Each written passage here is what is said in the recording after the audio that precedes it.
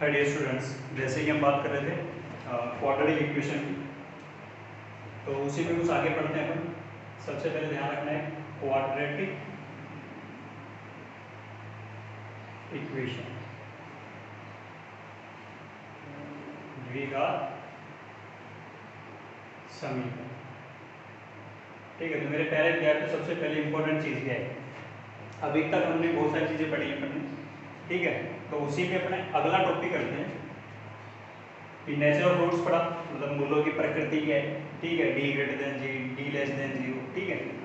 अब मेरे प्यारे विद्यार्थियों, अब जो लेक्चर है, हो सकता है आपके पास उतनी नॉलेज ना हो पाए, बट ये इंपॉर्टेंट है, ये ध्यान रखो, ठीक है।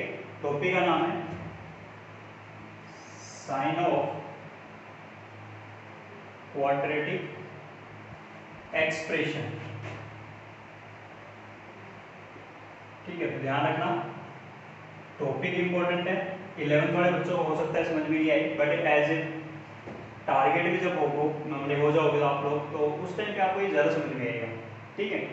तो इंपॉर्टेंट पॉइंट है, ये ध्यान रखना। बुक्स में आपको हर जगह मिलेगा, आपको ऐसा भी नहीं है कि बुक्स में नहीं मिलेगा, सर अलग से क्यों करवा रहे हो। 11th वाले बच्चे थोड़ा इस पर कंसंट्रेशन नहीं बना पाते हैं, बट जैसे मैं बोल रहा हूँ कि टारगेट का और 11th का एक ही अपने पास चैप्टर पूरा कंप्लीट करता हूँ मैं, कि आपको 11th में कुछ चीज़ छूटनी नहीं चाहिए, और वही चीज़ अब टारगेट में भी कंप्लीट कर लेना 12th के बाद में, ठीक है। तो ये ध्यान रखोगे। सबसे पहले मैंने बोला साइन ऑफ क्वाड्रेटिक एक्सप्रेशन, मतलब द्विघात व्यंजक का, हिंदी मीडियम वालों में थोड़ा ध्यान दे लेना कि द्विघात व्यंजक का साइन, ठीक है। अब ये समझाएंगे अपन, जैसे आप एग्जाम्पल करोगे, ठीक है, तब आपको ज़्यादा समझ में आएगा ये कैसे कर रहे हैं, ठीक है। तो सबसे पहले इंपॉर्टेंट चीज़ क्या थी कि मैं बोलता हूँ पहला केस, यदि डी क्या चल रहा है आपके पास में ग्रेटर देन जीरो। अब मेरे प्यारे विद्यार्थियों, आपने सबसे पहले चीज़ क्या देखी है कि कोई भी आपके पास में एफ एक्स गिवन होता है कि ए एक्स स्क्वायर प्लस का बी एक्स प्लस सी, इसका हमने क्या बनाया था, ग्राफ बनाया था। और ग्राफ कैसे बनाते हो ध्यान दें, रिपीट कर रहा हूं मैं कि ग्राफ बनाते कैसे हैं द्विघात व्यंजक का। तो सबसे पहले क्या देखते हैं अपन, ए देखते हैं कि इस अगर ए का मान ग्रेटर देन जीरो है तो आपके पास में कैसा बनेगा, ऐसा कुछ। अगर ए का मान लेस देन जीरो है तब आपके पास में कैसा बनेगा, ऐसा कुछ। मतलब या तो पैराबोला क्या होगा अपवर्ड डायरेक्शन में, या क्या होगा पैराबोला डाउनवर्ड डायरेक्शन में, ठीक है। मेरे प्यारे विद्यार्थी ध्यान देना इस चीज पे, ठीक है। और ये आपको ग्राफ वाले लेक्चर में आपको अलग से मिलेगा, ठीक है। मैंने ग्राफ के लेक्चर अपलोड कर रखे हैं, वहाँ पे द्विघात व्यंजक का ग्राफ कैसे बनाते हैं या क्वाड्रेटिक एक्सप्रेशन का ग्राफ कैसे बनाते हैं, आप वो वाला लेक्चर आराम से देख सकते हो। मैं यहाँ सिर्फ उस चीज़ को क्या कर रहा हूँ, रिवाइज कर रहा हूँ, ठीक है। तो सबसे पहले क्या ध्यान देना है कि आपके पास में F X equals to X square plus B X plus C है। कोई भी आपको क्या दे दिया, द्विघात व्यंजक। ध्यान रखना, यहाँ पे कोई समीकरण की बात नहीं कर रहे, किसकी बात कर रहे हैं, द्विघात व्यंजक की बात कर रहे हैं, ठीक है। अच्छा, अब उसमें सबसे पहले मैंने क्या बोला, ग्राफ बनाओगे। तो ग्राफ बनाते कैसे, ए ग्रेटर देन जीरो, पहली कंडीशन ये चेक करते हैं कि या फिर ए लेस देन जीरो। भाई ए का मान या तो प्लस का होगा या फिर माइनस का होगा, तो पहले तो हमें वो चेक करना है, ठीक है। चलो, या तो क्या बनेगा, परवल है, पैराबोला बोल रहा हूँ, या परवल है। परवल है या तो ऊपर की ओर मुंह खुला हुआ होगा, या परवल का मुंह क्या होगा, नीचे की ओर खुला हुआ होगा। वो किस पे निर्भर है, ए का मान ग्रेटर देन जीरो हो या फिर ए का मान लेस देन जीरो। ए का मान ग्रेटर देन जीरो ऊपर की ओर, ए का मान लेस देन जीरो नीचे की ओर, ठीक है। साथ में अपने पास इंपॉर्टेंट चीज कि भी आपके पास में दो चीजें चेक करते हैं कि डी चेक करते हैं, डी मतलब बी स्क्वायर माइनस 4ac, व्यक्ति करिए डिस्क्रिमिनेंट, ठीक है। अच्छा, डी की वैल्यू अगर ग्रेटर देन जीरो है तो ये दोनों सही है भी। साथ में क्या हो रहा है कि ए ग्रेटर देन जीरो और ए लेस देन जीरो। फिर हम बात करते थे कि डी इक्वल्स टू जीरो पे बात करो, तो सर फिर इसके मूल तो क्या बन गए, मूल वाली चीज तो पढ़ी रखी है अपने बार बार कि डी ग्रेटर देन जीरो दो मूल होंगे, अलग अलग होंगे। डी बराबर जीरो, इसका मतलब क्या हो गया, आपके पास में रूट्स कैसे होंगे, सिमिलर रूट्स होंगे, मतलब एक समान मूल होंगे, और दो बार आ जाएंगे रिपीटेड रूट, ठीक है। तो इसका मतलब आपके पास में मूल कैसे बनेंगे, या तो अपने को ऐसे टच करके निकल जाएगा ऊपर से। ये जो लाइन चल रही है एक्स एक्सिस चल रही है, ध्यान रखो। तो मेरे प्यारे विद्यार्थियों, ये एक्स एक्सिस है। अब अगर मैं ए ग्रेटर देन जीरो की बोलूँ तो ऐसे बन जाएगा, या फिर मैं बोलूँ कि ए लेस देन जीरो तो नीचे से निकल जाएगा, बस टच करके निकल जाएगा। अब ये किसके लिए बढ़ गया, ए लेस देन जीरो के लिए, फिर अपन तीसरी वाली बात करते हैं कि अगर d का मान लेस देन 0, ठीक है, तब कैसा बनेगा सर? तो हमें पता है मेरे प्यारे विद्यार्थियों, d लेस देन 0 होगा तब कैसा बनेगा? मूल कैसे होते हैं? सम्मिश्र आते हैं, कॉम्प्लेक्स रूट आते हैं, कॉम्प्लेक्स रूट आते हैं, जिसका मतलब क्या बन गया आपके पास में, या तो ऊपर से निकल जाए a ग्रेटर देन 0 के लिए, या फिर अपने पास कैसा निकल जाएगा, नीचे से निकल जाएगा a लेस देन 0। तो मेरे प्यारे विद्यार्थियों, अपने को दो चीज अभी कंप्लीट हुई। a का मान देखना, ग्राफ बना रहे किसका, द्विघात व्यंजक का। क्या क्या करना है अपने को? a का मान देखना है कि a पॉजिटिव है या नेगेटिव है, प्लस का 1 है, प्लस का 2 है, प्लस का 5 है, या फिर माइनस का 1 है, माइनस का 2 है, या माइनस का 5 है। तो वो चीज चेक। उससे हमें पैराबोला का ऊपर की ओर मुंह खुल रहा है कि नीचे की ओर मुंह खुल रहा है वो पता चला, पहला काम हो गया। दूसरा काम अपने को इस पे ध्यान देना था, d के मान पे ध्यान देना है कि ये सर b² - 4ac का मान क्या चल रहा है, 0 से ज्यादा चल रहा है कि बराबर 0 ही आ रहा है, कि लेस देन 0 आ रहा है, या 0 से कम आ रहा है। ठीक है, तो हमने वो तीन चीजें रखी। फिर उसके बाद में हम तीसरी चीज चेक करते हैं। अच्छा, जब रूट होंगे तो सीधी सी बात है काटेगा, दो रूट थे तो दो जगह काट गया एक्स एक्सिस को, एक रूट था तो एक बार ही टच करके निकल गया। ठीक है, एक रूट मतलब रूट वही समान है। ठीक है, ये ध्यान रखो। चलो तीसरी बात चीज चेक करते हैं अपन कि सर वर्टेक्स के लिए और बात की थी आपने कि वर्टेक्स निकालना हो तो माइनस का b/2a और माइनस का d/4a, ये लगा दो सर। चलो ठीक है, चौथा पॉइंट और लेते हैं। एक और मैंने बोला था कि y इंटरसेप्ट पे ध्यान दो, y इंटरसेप्ट पे या y अंतखंड पे। ठीक है, y अंतखंड कैसे चेक करते थे? देखिए y अक्ष पर अपने को पता है x क्या होता है, 0। अगर मैं बात करूं y अक्ष पर तो ये अपने पास कौन सी लाइन है, x बराबर 0 वाली लाइन है। तो सर ऐसा करो ना, ये x बराबर 0 इसी में रख दो उठा के, जैसे रखता हूं तो y बराबर अपने आप ही क्या आ जाएगा, c। y बोलो या fx बोलो, ये मैंने पहले बोल रखा है, एक ही चीज, समझ गए? चलो जो सीधी सी बात है, इसका मतलब क्या हो गया, आपके पास में y बराबर c आना चाहिए। तो मेरे प्यारे विद्यार्थियों, ये 4 पॉइंट आपके दिमाग में रहने चाहिए, आराम से आप क्या बना सकते हो, उसका ग्राफ बना सकते हो। ठीक है, अच्छा तो मैंने बोला कि ग्राफ बहुत ज्यादा इंपॉर्टेंट है, इसी वजह से मैंने पहले ग्राफ पढ़ाया आपको कि ग्राफ कौन कौन से बन सकते हैं, कैसे बनते हैं। ठीक है, तो मेरा कहने का तात्पर्य यही है कि आप सबसे पहले काम क्या करो कि ग्राफ के जितने भी लेक्चर हैं वो सारे चेक करो। ठीक है, मतलब सारे देख डालो आप, एक बार समझ में नहीं आ रहा 2 बार देखो, लेकिन उन सबको देखो, क्योंकि वो ग्राफ ही सबसे ज्यादा इंपॉर्टेंट है अपने पास मैथ्स में। ठीक है, चलो तो ये मैंने आपको सिर्फ रिवाइज करवा दिया कि ग्राफ कैसे बनाते हैं। ठीक है, अच्छा अब मैं दूसरी वाली चीज बात करता हूँ कि जो अपना अब टॉपिक लिया है उस टॉपिक की बात करते हैं। तो टॉपिक क्या कह रहे हैं कि भी आप द्विघात व्यंजक का साइन बताओ। अभी बताऊंगा कि क्वेश्चन कैसे फ्रेम होते हैं। ठीक है, तो सबसे पहले देखो मैं बोल रहा हूँ कि केस लेते हैं पहला। आपको पता चला कि d ग्रेटर देन 0 चल रहा है, मतलब b² - 4ac का मान क्या चल रहा है, 0 से ज्यादा चल रहा है। अच्छा, अब इसमें देखो दो केस पॉसिबल हो सकते थे। एक तो क्या बनता है अपने पास सॉरी, ऐसा कुछ बनता, ये अपने को पता है, अभी मैंने बोला कि a का मान 0 से ज्यादा हो तब बन गया। या फिर क्या बन सकता था, a का मान लेस देन 0 के लिए। अब मेरे प्यारे विद्यार्थियों, सबसे इंपॉर्टेंट चीज यही बोल रहा हूँ मैं। ठीक है, या तो a ग्रेटर देन 0 के लिए या फिर a लेस देन 0 के लिए। ठीक है, अच्छा मैं बोलता हूँ कि दो मूल भी x एक्सिस को ये क्या कर रहा है, ये x एक्सिस है, तो x एक्सिस को ये काट रहा है अल्फा और बीटा पे, तो ये इसके क्या हो गए, दो मूल। ऐसे में इसके लिए बात कर सकता हूँ कि x एक्सिस को काट रहा है तो इसके मूल या तो अल्फा और ये बीटा है। देखो अब जितनी भी चीजें वो सारी समझने वाली चीजें हैं। ठीक है, जितना समझ में आएगा, ठीक है, उतना ही आप क्वेश्चन पे इंप्लीमेंट कर सकते हो। ठीक है, तो सबसे इंपॉर्टेंट चीज क्या, आपको उस क्वेश्चन को समझना है। ठीक है, कि अपने को सर ने क्या बताया था उसको कैसे मैं इसमें लगा सकता हूँ। ठीक है, तो सबसे पहला काम क्या करना है आपको, मैंने बोला d ग्रेटर देन 0 हो, b² - 4ac का मान 0 से ज्यादा हो। ठीक है, तो दो बनते हैं आपके पास में, या तो अपने पास ऊपर की ओर मुंह खुलने वाला पैराबोला या परवलय, या फिर नीचे की ओर पैराबोला बोलो या परवलय बोलो। ठीक है, वो इंग्लिश थोड़ा देख लेना, पैराबोला या परवलय। तो सबसे पहले मैंने क्या बोला, पैराबोला अपवर्ड या फिर पैराबोला डाउनवर्ड, या तो ऊपर की ओर मुंह खुलने वाला या नीचे की ओर। तो सबसे पहले चीज देखो कि मैं बोलता हूँ कि हमें क्या देखना था, हमें तो अगले ने बोल रखा है कि द्विघात व्यंजक का साइन बताओ। अब मेरे प्यारे विद्यार्थी, द्विघात व्यंजक किसको बोल रहा हूँ, y बराबर fx बराबर ax² प्लस का bx प्लस, मतलब y बराबर ये चीज बोलो या fx बराबर बोलो। मैंने बोला y और fx तो दोनों क्या होती है, एक ही चीज है। ठीक है, x का मान रखो, y का मान आएगा। ये तो आपने 10th क्लास में पढ़ा है। जब भी आप रैखिक व्यंजक या रैखिक समीकरण को सोल्व करते थे तो x का मान रखते थे, y का मान आता था। ठीक है, तो वही चीज है, दिमाग में वही रखो। कि सबसे पहले पता चला कि fx बराबर ये दे रखा था, x का मान रखूंगा तो y का मान आएगा, चलो ये मुझे पता चल गया। ठीक है, अब यहाँ पे मैंने बोला कि द्विघात व्यंजक कौन, अभी ये पूरा मान x का रखने पे व्यंजक कौन हो गया, ये fx या फिर ये y। मतलब ध्यान क्या रखना था कि x का मान रखूं तब मुझे y के बारे में बात करनी है। अब y का मान ग्रेटर देन 0 आ रहा है कि लेस देन 0 आ रहा है, मतलब मैंने क्या कहा, fx का मान 0 से ज्यादा आ रहा है या 0 से कम आ रहा है। समझ गए क्या बोला मैंने, कि आपने x के कोई मान रखे, रखने पे आपके पास में y का मान आया या फिर fx का मान आया। अब उस fx के मान को ही क्या कर रहे हैं, अपन चेक करें कि द्विघात व्यंजक का साइन कैसे हो सकता। ठीक है, तो सबसे पहले मैंने बोला कि अगर आपके पास में ये कुछ बन रहा है, मतलब पैराबोला अपवर्ड वाली कंडीशन बन रही है।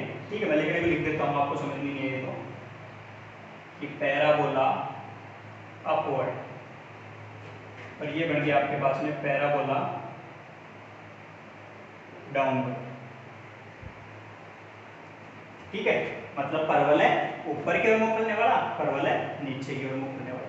ठीक है, चलो सबसे पहले क्या ध्यान देंगे कि सर आप इस ग्राफ में y की बात कर रहे थे, तो पहले थोड़ा समझो इस चीज को कि y की बात कर रहे हैं, तो मतलब मैंने बोला आपके पास में सपोज ऐसा कोई ग्राफ है बन गया, मुझे नहीं पता है किसका ग्राफ है, बस मुझे ये पता चला कि ऐसा ग्राफ बन रहा है। तो सबसे पहले क्या देखा कि सपोज ये अपने पास है, अभी एक्स एक्सिस को काटेंगे तो मतलब जीरोस देखते थे, शून्यांक, वो जीरोस या शून्यांक या मूल या रूट्स के हैं, ये अल्फा और बीटा है कि एक्स एक्सिस को जहां काट रहा है वो इसके क्या मूल या रूट्स होते हैं।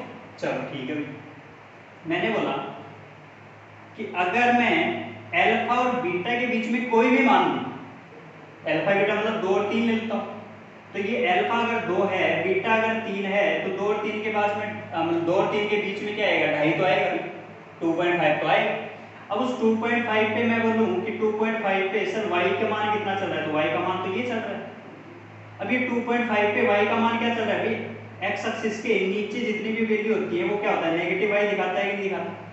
मतलब क्या हो गया कि अल्फा और बीटा के बीच में जितने भी मान आए, अल्फा और बीटा के बीच में जितने भी मान आए वो सारे क्या आ गए, ऋणात्मक या नेगेटिव। क्यों, क्योंकि यहाँ पे आप 2 से लेके 2.5 के बीच में भी लोगे तो कोई मान आएगा, वहां पर भी अपने पास क्या दिख रहा है, y का मान नेगेटिव नेगेटिव नेगेटिव। ठीक है, इधर वाले की बात करेंगे तो भी आपके पास में नेगेटिव नेगेटिव, सारे नेगेटिव दिख रहे हैं। मतलब मैंने क्या बोल दिया, इनडायरेक्ट वे में मैंने डायरेक्ट क्या बोला, ये तो इनडायरेक्ट वे में बोला। अब डायरेक्ट वे में मैं क्या बोलूं कि आपके पास में अल्फा से बीटा के बीच में जितने भी मान थे x के, उन सभी के लिए y क्या आया, ऋणात्मक। पहली चीज होगी। अच्छा, अब दूसरी चीज डिस्कस करते हैं। दूसरी चीज क्या कह रहा है, अगर मैं बोलूं कि माइनस अनंत से लेके अल्फा तक आया, माइनस इनफाइनाइट से लेके अल्फा तक आया, तब आपके पास में ये y के मान क्या आ रहे हैं सारे, क्योंकि y ऊपर क्या होता है, पॉजिटिव, तो y के मान क्या है, धनात्मक। माइनस इनफाइनाइट से लेके अल्फा तक या मतलब 2 तक आया, तो सारे के सारे मान क्या दिख रहे हैं अपने, पॉजिटिव, धनात्मक। फिर मैं ऐसे बोल दूं कि बीटा से आप प्लस इनफाइनाइट तक जाओ, x का मान बीटा से लेके प्लस इनफाइनाइट तक ले आओ, सारे के सारे मान क्या आ रहे हैं आपके पास में, देखो ऊपर x एक्सिस से ऊपर, x एक्सिस से ऊपर y का होता है धनात्मक, इसका मतलब सारे के सारे मान क्या निकल रहे हैं, धनात्मक। तो मेरे प्यारे विद्यार्थियों, यही चीज हमें समझनी है। ठीक है, कि fx का या y का मान कब ऋणात्मक है, कब धनात्मक है। ठीक है, और इसी बेस पे मैं क्या करूंगा, मैं डीप पे जाऊंगा। अभी मैं क्या समझा रहा हूं आपको, सीधे सीधे तरीके से समझा रहा हूं।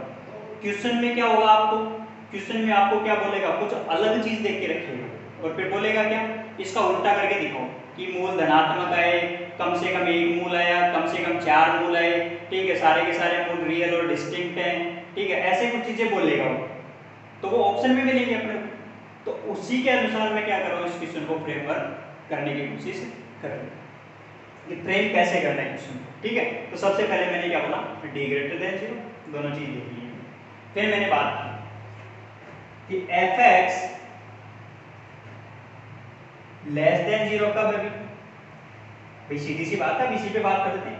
fx मतलब y का मान नीचे कब दिख रहा है, जब अल्फा से बीटा के बीच में हो, तो x बिलोंग्स टू क्या चल रहा है, अल्फा टू, कि x का मान अल्फा से बीटा के बीच में है, तब fx का मान क्या चल रहा है, ऋणात्मक। दूसरी वाली चीज पे आ जाते हैं कि F X greater than zero. अगर F X greater than zero चल रहा है तो फिर एक्स कितना चल रहा था कि एक्स के किस मान के लिए एफ एक्स का मान या वाई का मान धनात्मक है। भाई ऊपर ऊपर कब दिख रहा है, यहाँ से यहाँ तक आया, यहाँ से यहाँ तक आया। इसका मतलब क्या हो गया, माइनस अनंत से लेके मैं पहले तो अल्फा तक आया, फिर यूनियन, फिर बीटा से लेके प्लस इनफिनिट तक है। समझ। चलो तीसरी चीज कर सकते हैं कि एफ एक्स का मान जीरो कब है।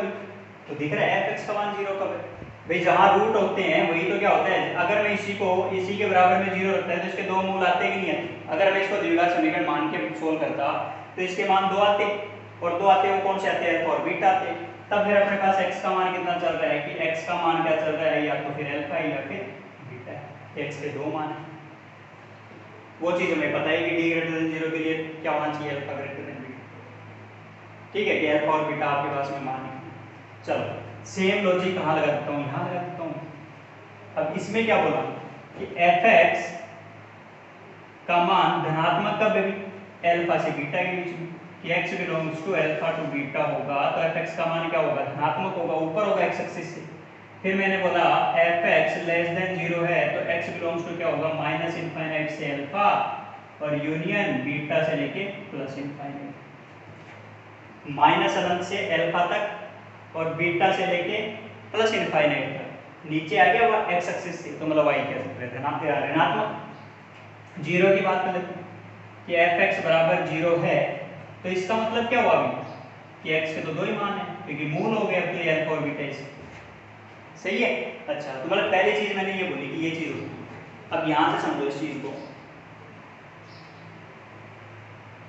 अगर मुझे इन चीजों के बारे में पता हो, मतलब नीचे मुझे एक्सप्रेशन कुछ ऐसे मिले, ठीक है, और मुझे बात करनी हो कि इसके मूल क्या आएंगे। मुझे पता चला x की कोई भी मान रख दिया मैंने, कोई भी एक्सप्रेशन दे रखा था, मुझे नहीं पता क्या एक्सप्रेशन दे रखा है, मुझे सिर्फ इतना पता था कि x का एक्सप्रेशन दे रखा है कोई द्विघात।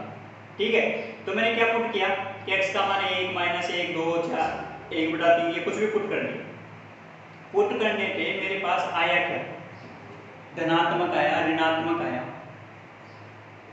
तो फिर मैं क्या बताऊंगा कि रियल और डिस्टिंक्ट है इसके रूट, मतलब मूल वास्तविक और अलग अलग। क्यों, क्योंकि d ग्रेटर देन 0 वाली कंडीशन बन गई। नीचे वाली चीज से ये वाली चीज सॉल्व करनी है अपने को।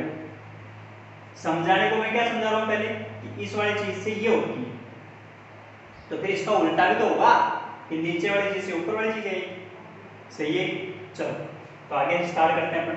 तो अब मैं बोलूं कि सर इतना कौन याद रखेगा, ठीक है, तो अपन क्या करते हैं, इन दोनों को कंबाइन करते हैं, दोनों को एक साथ लिखता हूँ। ये दोनों को एक साथ सर बता दो, इन दोनों को अगर मैं इन दोनों को मिला के बात करूँ, मतलब a ग्रेटर देन 0 वाली कंडीशन और a लेस देन 0 वाली कंडीशन, अगर मैं इन दोनों को मिला के बात करूँ तो सर वो क्या कंडीशन बनती है वो बता दो हमें।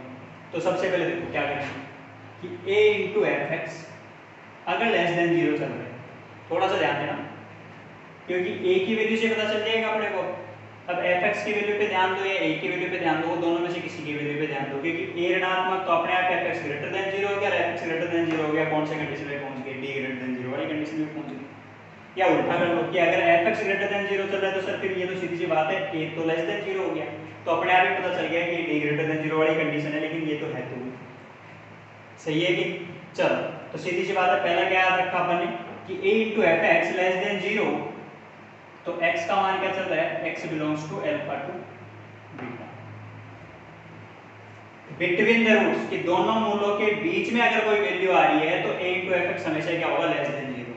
ठीक है, फिर मैं बोलूं कि a into F X greater than 0 की कंडीशन, तो फिर कंडीशन क्या बनेगी, x बिलोंग्स टू माइनस अनंत से लेके अल्फा यूनियन बीटा से लेके इनफाइनाइट तक। दूसरे वाली कंडीशन बनेगी। सिर्फ समझना है, ध्यान रखना, ये चीज बहुत इंपॉर्टेंट है, बट इसको समझना ज्यादा इंपॉर्टेंट है। हो सकता है आपके पास 11th वाले बच्चों को थोड़ा कम समझ में आए, लेकिन मैं क्या बोल रहा हूँ आपको समझ में आएगी। ठीक है, वो क्यों आएगा, क्योंकि हम एक एक चीज को धीरे धीरे पढ़ रहे हैं, ऐसा नहीं है कि हम सारे एक साथ पढ़ लेंगे। तो पहले अपने बेसिक चीजें सीख लेंगे, अभी क्वेश्चन करोगे तो आप आराम से आपको बहुत जल्दी समझ में आ जाएगा, हाँ सर ये तो इजी है एकदम। ठीक है, बट यहाँ पे पहले इन चीजों को समझना जरूरी है क्योंकि ग्राफिकल चीजें चल रही हैं। ठीक है, चलो फिर मैं बात करूँ तीसरे की कि a into F X is equal to 0, तो ये तो आपको पता है कि x का मान या अल्फा या फिर बीटा। इन दोनों को कंबाइन फॉर्मेट में मैंने यही बोल दिया कि आप तो ये याद रखो बस, सही है। अच्छा, जैसे मैंने ये बोला कि a into F x less than 0, ठीक है। तो एक चीज तो मैंने अभी बोला, एक कंडीशन को याद रखो, या तो एफ एक्स को धनात्मक लो, जब एफ एक्स धनात्मक है और a अपने पास कैसा रहा पॉजिटिव या नेगेटिव चल रहा है, ठीक है। मैंने क्या बोला, एफ एक्स आपके पास में क्या बोल दिया मैंने, एफ एक्स का मान क्या चल रहा है, धनात्मक पॉजिटिव, a का मान क्या चल रहा है, नेगेटिव। तो दोनों को गुणा करूंगा तो मेरे पास इन दोनों को गुणा करोगे, इन दोनों को गुणा करूंगा क्या आएगा, नेगेटिव, मतलब वो अपने आप ही क्या हो चुका, लेस देन 0 तो हो चुका। 0 से छोटा मान है तो क्या होता है, ऋणात्मक मान होते हैं, नेगेटिव मान होते हैं। इसका मतलब नेगेटिव वाली चीज आ गई तो आपको पहले समझ में आ गया कि नेगेटिव चल रहा है, a into F x negative चल रहा है, इसका मतलब d क्या चल रहा है उसका, ग्रेटर देन 0, और d ग्रेटर देन 0 चल रहा है तो इसका मतलब मूल कैसे होने चाहिए, वास्तविक एवं अलग अलग, डिस्टिंक्ट एंड रियल ग्रुप्स, या रियल एंड डिस्टिंक्ट ग्रुप्स। समझ गए इस चीज को, तो ये चीज समझाने की कोशिश कर रहा हूं। या फिर मैं बोलूं कि अब सर पैराबोला अपवर्ड था कि डाउनवर्ड था वो भी बताओ, वो तो नहीं समझ में आया मिड तक, तो फिर क्या करना है, या तो दोनों को पॉजिटिव हो, जब दोनों पॉजिटिव होंगे तो लेस देन 0 तो कंडीशन दे रखी है कि दोनों पॉजिटिव हैं तो a पॉजिटिव, अच्छा सर a पॉजिटिव आ गया कि नहीं आ गया, क्योंकि a का मान क्या दे रखा है, पॉजिटिव, तो अपने आप ही क्या हो गया, अपवर्ड। फिर मैं बोल देता कि सर एफ एक्स से डाउनवर्ड हो जाए, ठीक है। मतलब आप सिर्फ एक कंडीशन याद रखो, ये वाली कि एफ एक्स लेस देन 0 चल रहा है तो फिर अब a पॉजिटिव लो नेगेटिव लो, अपने आप ही क्या हो जाएंगे, तीनों चीजें दिखा देंगे, सही है कि, ठीक है। अदरवाइज तुम याद रखने के लिए याद रख भी सकते हो कि इसको क्या बोलोगे, a इंटू एफ एक्स अगर लेस देन 0 है तो पैराबोला डाउनवर्ड, ऐसे याद रख लो। इस वाले की बात करो तो पैराबोला अपवर्ड, ऊपर की ओर वाला, ठीक है, क्योंकि हम किसकी बात करें, इसके अकॉर्डिंग, ठीक है, उस वाले को नहीं करें, इसके अकॉर्डिंग की बात करें, क्योंकि दोनों को कंबाइन कर चुके तो एक पे बात कर दो, दोनों पे बात करने की जरूरत है। चलो फिर यहाँ बोलो ये वाली चीज तो ये तो आपको दिख रहा है कि मूल आ रहे हैं, तो ये तो कोई दिक्कत ही नहीं, क्योंकि a का मान तो 0 में भाग लगाओ, a नेगेटिव हो पॉजिटिव वैल्यू अपने 0 में डिवाइड करोगे तो कैसे आएगी, वो तो f x बराबर 0 ही होगी, ठीक है। f x less than 0, a को मान के चल रहा हूं धनात्मक, f x लेस देन 0 अपने आप दिख जाएगा कि पैराबोला अपवर्ड डाउनवर्ड, अगर a नेगेटिव है तो अपने आप दिख जाएगा कि दूसरा वाली चीज है, अगर a पॉजिटिव है तो पहले वाली चीज है, या अपने पास a पॉजिटिव नेगेटिव कुछ भी और f x बराबर 0 चल रहा है तो इसका मतलब f x बराबर 0 चल रहा है तो इसका मतलब x के दो मूल है, और दो मूल है तो डायरेक्ट बोलूंगा कि हाँ इसके रियल एंड डिस्टिंक्ट मूल हैं। पहला केस कंप्लीट हुआ, बोलो किसी को कोई दिक्कत आई क्या अभी तक। अब मैं बात करता हूँ दूसरे वाले पार्ट की, d ग्रेटर देन 0 की बात की, अब मैं बात करता हूँ d लेस देन 0 की।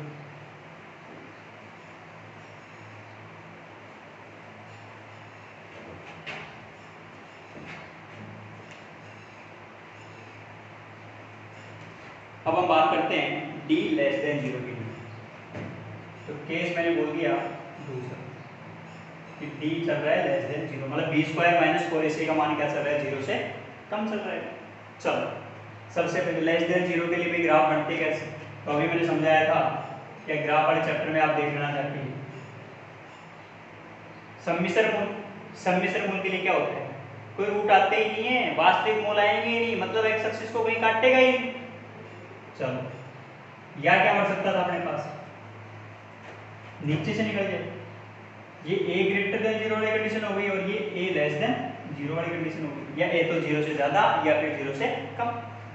चलो तो अब तो आपको y का मान अपने आप ही दिख रहा है कि सर x का कोई भी मान लो, आप x का कोई भी मान लो, y तो ऊपर ही दिख रहा है, सही है कि। तो इस वाले के लिए कंडीशन क्या बन गई कि F X always greater than 0, किसके लिए कि x बिलोंग्स टू रियल, जितने भी आपके पास में वास्तविक संख्याएं हैं x की, उन सब पे एफ एक्स का मान क्या निकलेगा, 0 से ज्यादा निकलेगा।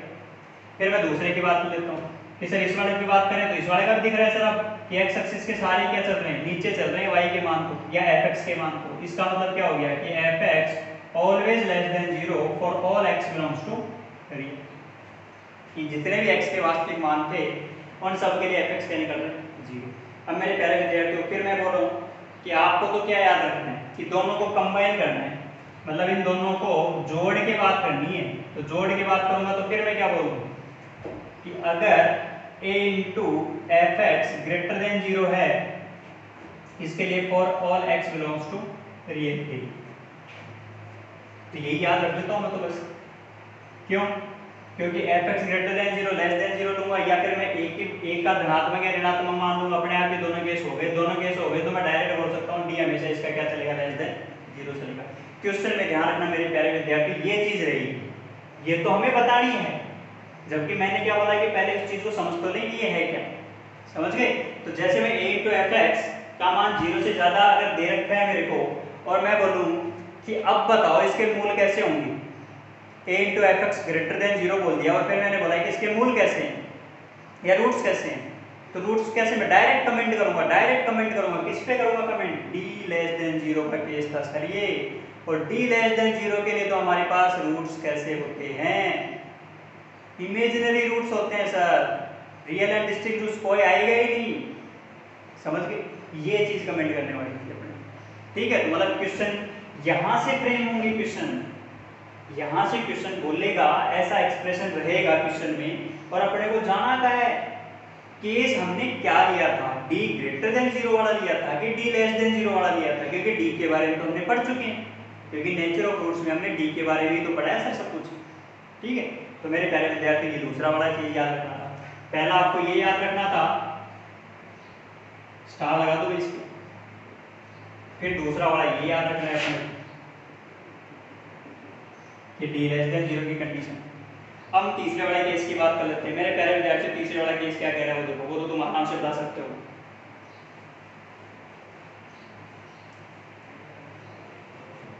तीसरे वाला केस बोल रहा है, case number third, case third क्या बोल रहा है कि d बराबर 0 हो। अच्छा, d बराबर 0, b स्क्वायर माइनस 4ac का मान 0 हो गया सर, एक ही भूल रहेगा, शाबाश। क्या करना है हमने, ये दो, या तो ऐसा होना चाहिए या फिर कैसा होना चाहिए, ऐसा होना चाहिए। अब मेरे प्यारे विद्यार्थियों, या तो d क्या आ रहा है, देखो d बराबर 0 तो एक ही मूल है, तो fx का मान क्या है, fx का मान इस, अगर मैं यहाँ पे अल्फा बोलता हूँ, यहाँ पर भी अल्फा बोलता हूँ, क्योंकि दोनों मूल अल्फा अल्फा है, क्योंकि d बराबर 0 ना मतलब दोनों मूल समान है, सिमिलर रूट्स, ठीक है, इक्वल रूट्स, ठीक है? तो इसका मतलब fx का मान अगर इधर और इधर बात करूँ तो क्या निकल रहा है, ग्रेटर देन 0, क्योंकि वो x एक्सिस के ऊपर दिख रहा है। इस वाले की बात करूँ, ये a ग्रेटर देन 0 के लिए था और ये a लेस देन 0 के लिए। इस वाले की बात करूँ तो हाँ सर हमें दिख रहा है कि fx लेस देन 0 है, क्यों? क्योंकि ये अपने पास माइनस इनफाइनाइट से अल्फा, अल्फा से इनफाइनाइट, y का मान हमेशा क्या दिख रहा है, धनात्मक दिख रहा है x के मान के लिए। एक वैल्यू के लिए 0 हो रहा है तो अल्फा के लिए 0 तो लिख सकता हूं कि f of alpha greater than equals to 0, मतलब ग्रेटर देन इक्वल्स टू बोलते हैं तो ये क्या बोलते हैं अपन, उसका मतलब क्या है कि ग्रेटर देन इक्वल्स टू या लेस देन इक्वल्स टू का मतलब क्या है, या तो फिर क्या होना चाहिए, 0 से ज्यादा होना चाहिए था, या फिर क्या होना चाहिए, 0 के बराबर होना चाहिए, दोनों में से एक केस होना चाहिए, कोई भी केस हो, बराबर वाला हो चाहिए, ग्रेटर देन वाला हो चाहिए, लेस देन वाला हो, अगर बराबर का साइन चल रहा है, ठीक है? तो इसका मतलब अपने पास या तो ये पॉसिबल हो सकता था, फिर या ये पॉसिबल हो सकता था। किसके लिए हो सकता था, x बिलोंग्स टू रियल के लिए। ये भी किसके लिए हो सकता था, x बिलोंग्स टू रियल के लिए, कि x के आप कितने भी मान लो, या तो धनात्मक आएगा या ऋणात्मक आएगा। अब इन दोनों को फिर मैं बोलता हूँ इन दोनों को कंबाइन फॉर्म में लिखोगे, जैसे अपन ने यहाँ पे कंबाइन फॉर्म में लिखा था, तो फिर मैं बोल देता हूँ कि a इंटू एफ एक्स है, ये ग्रेटर देन 0 होना चाहिए, a इंटू एफ एक्स है ग्रेटर देन 0 होना चाहिए, इक्वल है तो इक्वल भी बोल दोगे, और 4 हुई एल एक्स बिलोंग्स टू, जितने भी x के धनात्मक मान थे सबके लिए ये कंडीशन आनी चाहिए। बोलो सही है कि?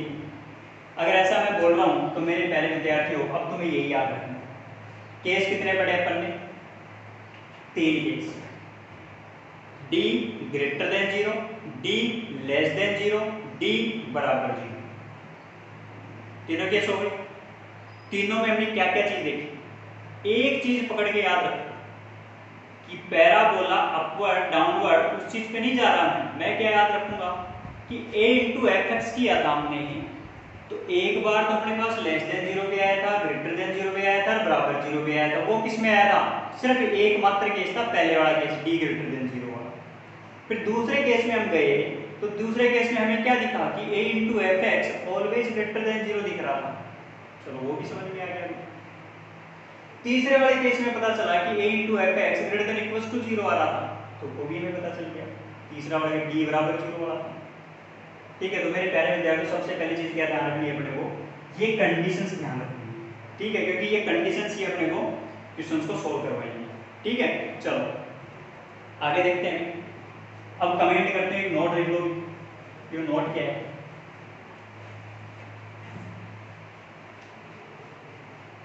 क्योंकि उस नोट को ही आपको दिमाग में रखना है। तो मैं बोलता जा रहा हूं, लिखते जाओ। पहला केस है, नोट का पहला पॉइंट है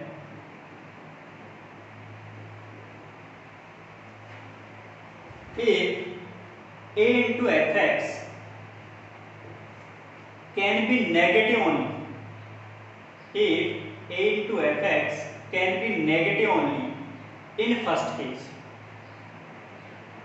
भाई ये तो हमें दिख रहा है कि हमने तीन केस पढ़े, d greater than 0, d less than 0 और d बराबर 0। इन तीनों में एकमात्र केस यही है जिसमें a into F x less than 0 दिखाई दिया। चेक करो पीछे, एकमात्र केस यही है जिसमें a into F x less than 0 दिखाई दे रहा है। इसमें क्या हो रहा था, a into F X greater than 0।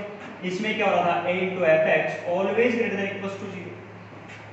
तो इसका मतलब एकमात्र केस कौन सा हुआ, a into F x less than 0, मतलब पहला ही केस था भाई। पहला केस क्या था, d ग्रेटर देन 0 वाला था भाई। तो पहली चीज क्या बोलेंगे, तो अब ये वाली चीज बोल दी, तो इसका तो मैं डायरेक्ट क्या बोल दूंगा, मूल कैसे होने चाहिए d ग्रेटर देन 0 के, रियल एंड डिस्टिंक्ट। बस ये दिमाग में रखना था। क्या बोला, नोट का पहला पॉइंट मैंने ये बोला कि if a into fx less than 0, या मैं बोलता हूं a into fx negative only first case possible, कि यदि आपके पास में a into fx का मान ऋणात्मक आता है तो पहला ही केस संभव है, मतलब उसके रूट्स रियल एंड डिस्टिंक्ट होंगे, क्योंकि d ग्रेटर देन 0 वाली कंडीशन आ गई, वास्तविक और अलग अलग होंगे। समझ गए, चलो दूसरा पॉइंट लिखो, if a into fk, दूसरा केस बोलो, if a into fk less than 0, if a into fk greater than 0। तो अब बात करते हैं, अब मैं क्या बोलूं, ये तो इसमें भी आया था, इन दो का तो हमें दिख रहा है, ये a into fk greater than 0, तो ये तो इसमें भी था। ये तो मतलब मैं fx से बोलता कोई फर्क नहीं पड़ता, क्योंकि x का मान ले रहे हैं कोई k, ठीक है, कोई भी k की वैल्यू, ठीक है, मतलब x बराबर k के लिए बोल दिया, ठीक है। तो वो समझने वाली चीज नहीं है कि a into fk x का कोई भी मान था, उसके लिए fk निकाला आपने, y का मान निकाला, x के मान k के लिए y का मान f of k आया, तो a into fk क्या, तो ग्रेटर देन 0 ये बोल रहा है। तो ये तो इसमें भी है, इसमें भी है, इसमें भी है, क्योंकि इसमें भी x बराबर k तो रख सकता हूं। तो फिर क्या बोले, तो फिर मैं कुछ डिसाइड नहीं कर सकता। क्या बोला मैंने, पहला केस भी संभव है, दूसरा भी संभव है और तीसरा भी संभव है, तीनों संभव है और तीनों पॉसिबल हैं, तो फिर मैं रूट्स पे कमेंट नहीं कर सकता। हो सकता है रियल आए, हो सकता है इमेजिनरी आए, हो सकता है आपके पास में दोनों समान आ रहे। समझ गए इस चीज, क्या बोला मैंने, यदि a into fx always greater than 0, और जहां पर मैंने बोल दिया x की वैल्यू कोई k ले लो आप, ठीक है, ये x की वैल्यू a ले लो, कोई फर्क नहीं पड़ता, x का जो भी मान लेना चाहो आप ले सकते हो, ठीक है। उसके लिए अगर मैं बात करूं तो वो तो तीनों में संभव हो केस, तो फिर अब हमने क्या बोला, तो सिर्फ फिर हम रूट्स के बारे में कुछ नहीं कर सकते। तो क्या याद लिखोगे क्या, कि यदि a into fk always greater than 0, then roots may or may not be real, may or may not be real. मतलब क्या हुआ कि a into fk greater than 0 होने पर मूल वास्तविक हो भी सकते हैं और नहीं,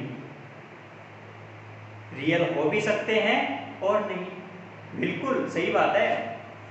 ग्रेटर देन 0, अगर ये केस हो गया तो रियल एंड डिस्टिंक्ट, अगर ये केस हो गया तो क्या हो गया, रियल दोनों इक्वल, अगर ये केस हो गया तो इसका मतलब क्या हो गया, इमेजिनरी रूट्स सम्मिश्रण। तो फिर हम कैसे बोलेंगे वास्तविक होगा कि नहीं होगा, क्योंकि तीनों संभव हो चुके इसमें, ठीक है। चलो तीसरा पॉइंट लिखते हैं, अभी देखो तीसरा पॉइंट बोलता है मेरे प्यारे विद्यार्थियों कि मैंने बोला suppose f of k1 into F of k2, f of k1 into F of k2 का मान लेस देन 0। अब थोड़ा समझना इस चीज को। अभी k1 k2 क्या ले रहे हैं सर आप? अभी तक तो अपनी कहीं बात ही नहीं की k1 k2। तो मेरे प्यारे विद्यार्थियों तभी मैं नोट बोल रहा हूँ कि अभी तक तो हमने a इंटू एफ एक्स वाली चीजों के बारे में बात की, ठीक है। और फिर हमने बोला कि हाँ सर ये y का मान धनात्मक होगा, ऋणात्मक होगा, पॉजिटिव होगा, नेगेटिव होगा। फिर उसके ऊपर हम बात करते हैं कि सर ये केसेस संभव हो सकते हैं, और मैंने कंबाइन करके वो चीज़ें याद रख ली हैं, ठीक है। बट सर अभी F of k1 into F of k2 ये क्या आ गई? क्या आएगा दिमाग में ये चीज तो कि F of k1 into F of k2 क्यों बोल रहे हो सर? तो मैं बोल रहा हूँ मेरे प्यारे विद्यार्थियों कि एक नई कंडीशन बनाते हैं। अब नई कंडीशन क्या बनाते हैं देखो,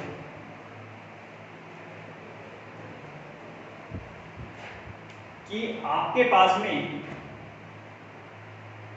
ये एक्स एक्सिस है, द्विघात का ग्राफ तो बना सकते हो, ऐसी कोई जरूरत है नहीं कि आप नहीं बना सकते।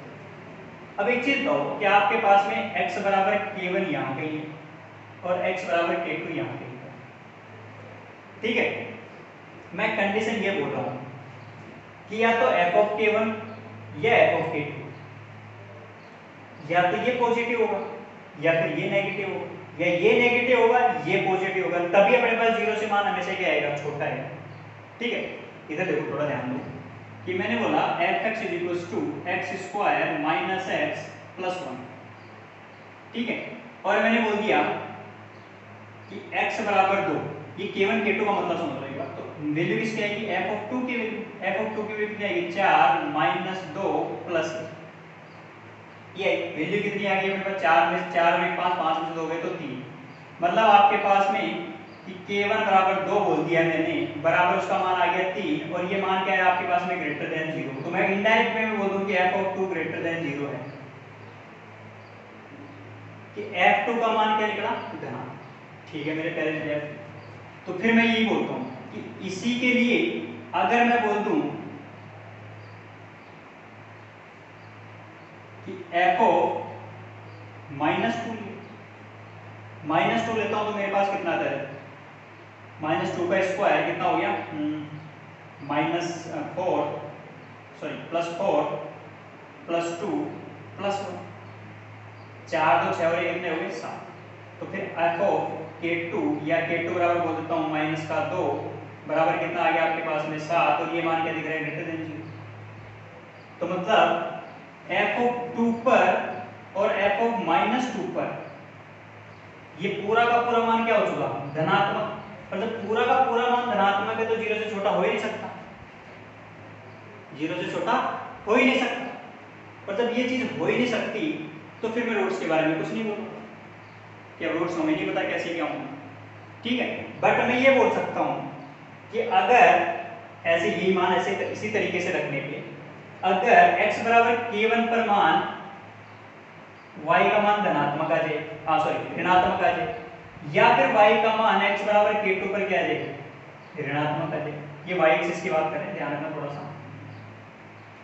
क्या बोला मैंने कि या तो x बराबर k1 पर मान ऋणात्मक आए, या फिर x बराबर k2 पर y का मान धनात्मक आए, तो फिर मैं एक कमेंट कर सकता हूँ। और वो कमेंट क्या कर सकता हूँ? ध्यान दो कि जो भी ग्राफ बनेगा कि k1 से k2 के बीच में जो भी ग्राफ बनेगा वो x एक्सिस को तो कम से कम एक बार तो हमेशा क्या करेगा? काटेगा। कम से कम एक बार तो हमेशा ही क्या करेगा? काटेगा, कट करेगा। यही कमेंट करने के लिए मैं ये पॉइंट लिख रहा हूँ कि f of k1 into F of k2 का मान अगर लेस देन 0 चल रहा है, क्योंकि मैंने बोला कि ये ऋणात्मक है और ये धनात्मक है, तो दोनों को गुणा करूंगा तो वैल्यू क्या आएगी आपके पास में? नेगेटिव ही आएगी, और नेगेटिव आएगी तो 0 से छोटी होगी, और 0 से छोटी होगी तो सिर्फ इसी को बेस मानकर मैंने क्या बोला कि अगर k1 और k2 के मान जैसे दे रखे थे अपन ने, और उन्हीं पर अपन ने y के मान देखे, तो वो y के मान आपके पास में या तो नेगेटिव या पॉजिटिव, या इसका उल्टा भी हो सकता है। उल्टा मतलब आपके पास में या तो k1 पर वैल्यू क्या आ रही हो? धनात्मक, और k2 पर वैल्यू क्या आ रही हो? ऋणात्मक, तो भी आपके पास में ग्राफ तो कुछ ऐसा ही बन के आएगा, तो भी आपके पास में x एक्सिस को क्या करेगा? एक ही बार काटेगा। जब ये चीज हो रही है तो मेरे प्यारे विद्यार्थियों आपको दिखाई दे रहा है नेगेटिव पॉजिटिव नेगेटिव। अगर मैं बोलूँ ये पॉजिटिव और ये नेगेटिव तो भी वैल्यू क्या निकलेगी आपके पास में ऊपर वाली निकलेगी। दोनों को गुणा करूंगा तो मेरे पास तो क्या निकलेगा नेगेटिव मान निकलेगा और 0 से छोटा ही आएगा। तो फिर मैंने कमेंट किया कि K1 से K2 के बीच में एक मान तो फिर संभव है ही है। ठीक है कि मतलब उसका कमेंट क्या करने वाले थे तो नोट में लिख लो वो चीज कि f of K1 into f of K2 less than 0 then roots should be real and distinct। roots should be real and distinct between K1 and K2 between K1 and K2। या मैं दूसरी चीज बोल दूं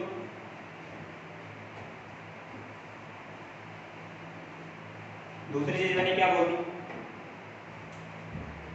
कि K1 और K2 के बीच में एक मूल तो होगा ही होगा एक मूल तो होगा ही होगा। मतलब exactly one real root possible कब when K1 K2 दे रखी हो कि x की वैल्यू क्या दे रखी हो belongs to K1 and K2 मतलब जो भी मान दे रखी हो K1 K2 को। जैसे अपन 2 - 2 लिए 2 2 5 वो कितने भी ले सकते कोई फर्क नहीं पड़ता। तो आपको ये कंफर्म हो गया है कि हाँ उनका एक मान तो होगा ही होगा उनका एक रूट तो हमेशा वास्तविक होगा ही होगा। होने के तो बहुत सारे सकते हैं ठीक है बट आपको दिमाग में क्या रखना है कि एक रूट तो वास्तविक होगा और वो इमेजिनरी वाली बात नहीं कर रहे अपन ठीक है। चलो तो ये दिमाग में रखना है। फिर इसी का उल्टा बोल दूंगा। अभी मैंने बोला कि f of K1 into f of K2 less than 0 का अब मैं बोलता हूँ ग्रेटर देन 0 तो अब डायरेक्ट क्या बोलोगे हाँ भाई हो सकते हैं इसके वास्तविक आए भी और वास्तविक ना भी आए।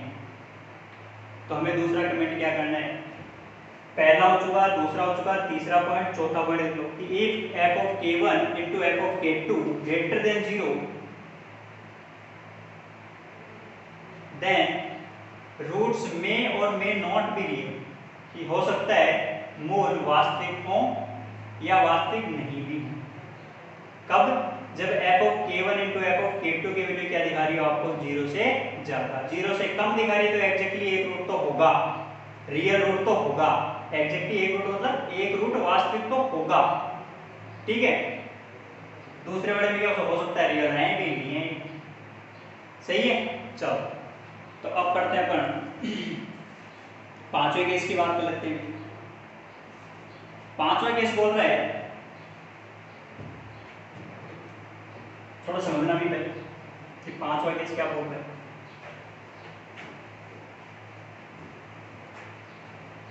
ठीक है थोड़ा नोट है 5th पॉइंट लिखने का।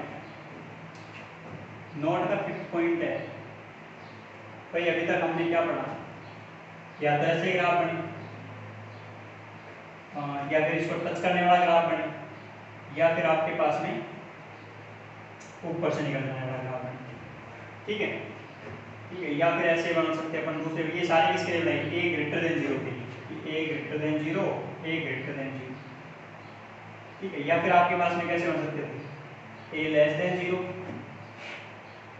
टच करता हुआ ठीक है या फिर आपके पास में नीचे से निकल गया a less than 0 a less than 0। अब मेरे प्यारे विद्यार्थी थोड़ा ध्यान दो मैं बोलूं पैराबोला अपवर्ड है तो पैराबोला अपवर्ड तो पहले वाली चीज में दिख रहा है अपने को कि जब भी a ग्रेटर देन 0 होगा पैराबोला हमेशा क्या होगा अपवर्ड डायरेक्शन में पैराबोला का मुंह कहाँ होगा ऊपर की ओर। चलो मान लीजिए अब मैं बोलूं कि x की ऐसी कौन सी मान है जिसके लिए हमेशा क्या दिखा रहा हो मतलब ये कब आपके पास में fx ऋणात्मक हो सकता है ये fx कब ऋणात्मक हो सकता है मुझे ये बताना।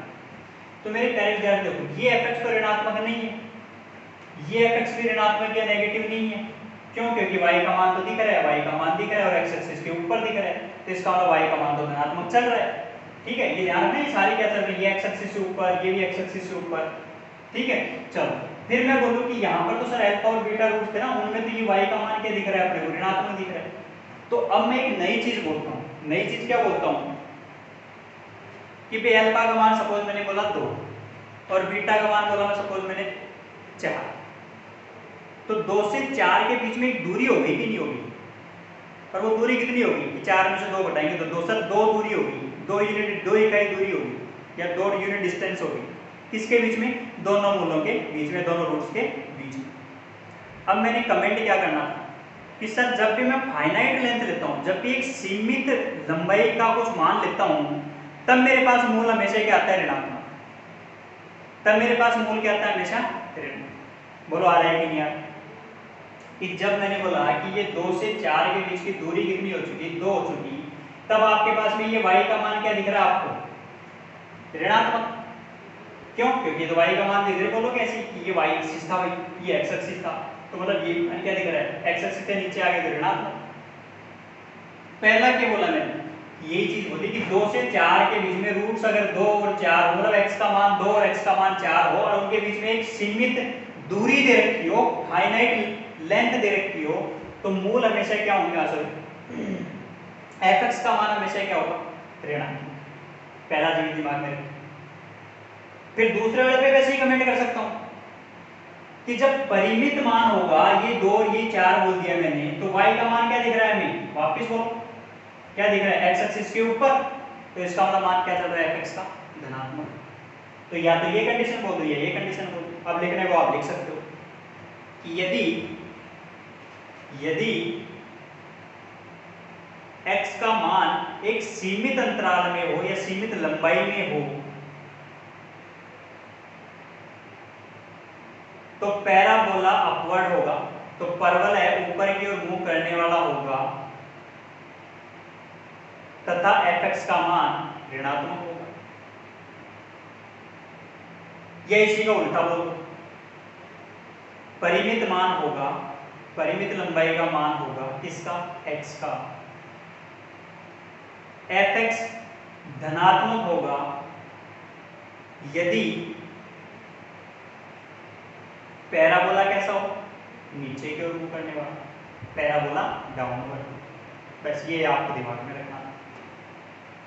तो मेरे प्यारे विद्यार्थियों, अभी तक हमने जो चीज पढ़ी वो हमने सिर्फ किसकी बात की है? fx की बात की है कि fx 0 से ज्यादा चल रहा था, 0 से कम चल रहा था, सर उसी पे आपने कमेंट किया है, इसके अलावा कुछ नहीं किया। अभी तक हमने सिर्फ यही चीज पढ़ी। अब हमें क्या करना है? देखिए क्वेश्चन करके दिखाओ कि सर क्वेश्चन कैसे बढ़ते हैं। चीजें तो अपनी पढ़ी है, तो सर क्वेश्चन कैसे बढ़ते हैं? तो आज एक क्वेश्चन करते हैं। सबसे पहली चीज क्या ध्यान देने की है कि क्वेश्चन लिख लो, in which of the following cases in which of the following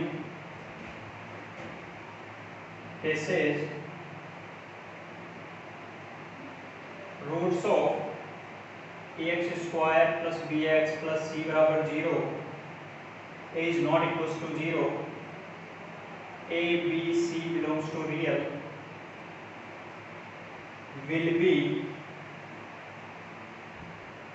definitely real, कि निश्चित तौर पर वास्तविक होंगे।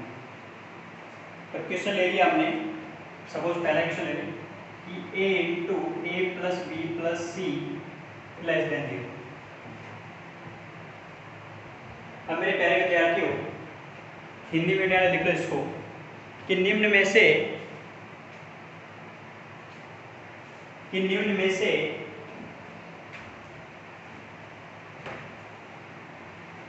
ax square plus bx plus c बराबर 0 के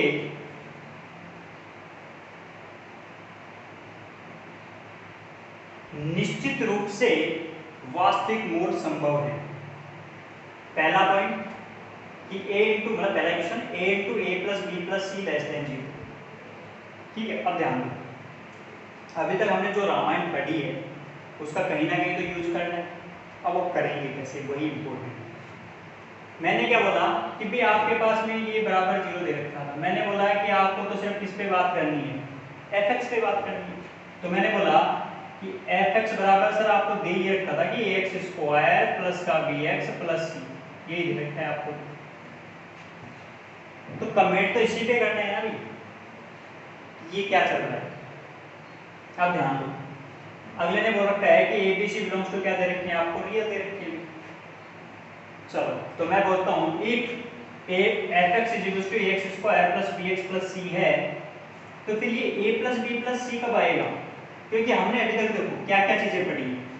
भाई पहले तो ये देखो कि केस कौन सा बन सकता है, ठीक है। तो अपने पास 3 केस बन रहे थे कि a × fx <0 तो सिर्फ एक ही में आ रहा था, और वो किस में आ रहा था, d > 0 वाले में।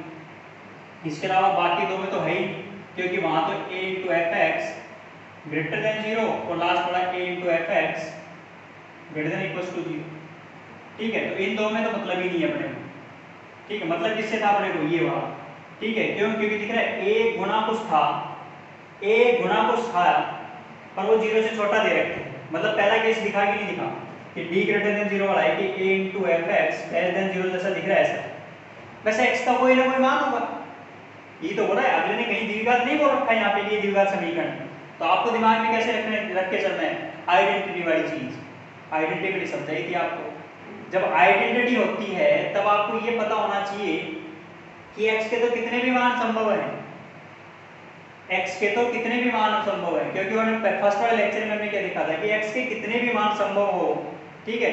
आपको ये दिमाग में होना चाहिए था कि ये वाली चीज और ये वाली चीज क्या आनी चाहिए थी, फिर बराबर आनी चाहिए। इसका मतलब देखो क्या हुआ कि a × fx, तो x का कोई ना कोई मान तो होगा। तो आपको दिख रहा है कि अगर एक्सप्रेशन में x बराबर 1 रखता हूं तो मेरे पास बनता है क्या है, a + b + c, सही है कि। अच्छा, जब ये बन रहा है ऐसा तो हमें दिख गया कि a × fx, या मैं बोल दूं f(1) क्या दिख रहा था, << 0। तो f(1) की वैल्यू कितनी चल रही थी अपने पास, a + b + c <0। अब मेरे प्यारे विद्यार्थी, ये आपको समझ में आ गया कि जब ये कंडीशन अगले ने बोल रखी है, और ये केस कहाँ पॉसिबल हुआ, ये अपने पास केस नंबर क्या था, फर्स्ट। और केस नंबर फर्स्ट क्या कह रहा था कि d क्या होना चाहिए, > 0। अब d > 0 होना चाहिए, तो d के लिए तो क्या बोलते हैं कि रूट्स कैसे होने चाहिए, कि रूट्स रियल एंड डिस्टिंक्ट, वास्तविक व अलग अलग, ठीक है। चलो, तो अपने को यही दिमाग में रखना था। नेक्स्ट वाले लेक्चर में इसी के बारे में और कुछ डिस्कशन करेंगे, इसके अलावा लोकेशन और रूट्स में भी चर्चा करेंगे, ठीक है। तो तब तक के लिए धन्यवाद, थैंक यू वेरी मच।